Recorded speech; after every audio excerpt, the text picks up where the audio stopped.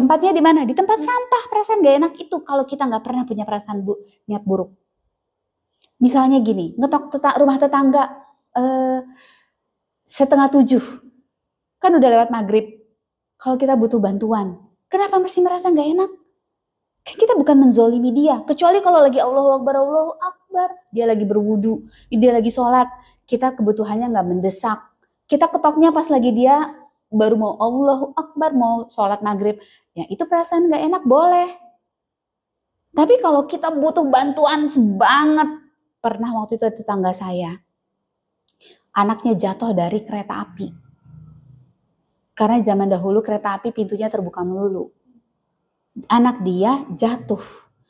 Entah didorong, entah kepleset, saya nggak tahu. Pokoknya jatuh dari kereta api. Terus datang ke rumah Pak RT. Malam-malam, tapi perasaannya dia nggak enak. Ngapain merasa nggak enak? Pagi-pagi Pak RT tahu anak orang itu meninggal gara-gara nggak dapet surat rujukan dari Pak RT. Gara-gara ibu anak itu merasa nggak enak ngebangunin Pak RT malam-malam.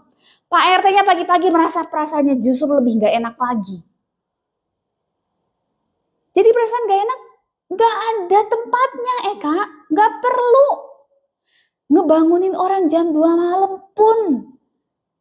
Kalau bukan perbuatan dosa, nggak perlu merasa nggak enak. Apalagi kalau perlu kayak begitu tuh. Saya tahu banget kejadiannya. Saya waktu itu dengar tetangga itu, karena rumah Pak RT di sebelah rumah saya. Saya dengar tetangga itu manggil-manggil Pak RT. Tapi manggilnya pelan, karena dia merasa nggak enak. Manggilnya gini, Pak RT, Pak RT, Pak RT, gitu. Bukannya Pak RT. Bukan begitu.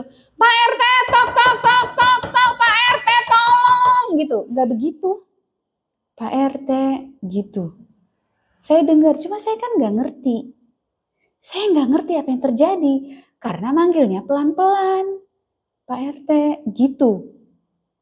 Saya juga baru tahu pagi. Begitu saya tahu pagi, aduh saya harusnya bangunin Pak RT. Tapi kan saya nggak tahu kondisi gentingnya seperti apa. Ibu anak itu perasaannya nggak enak.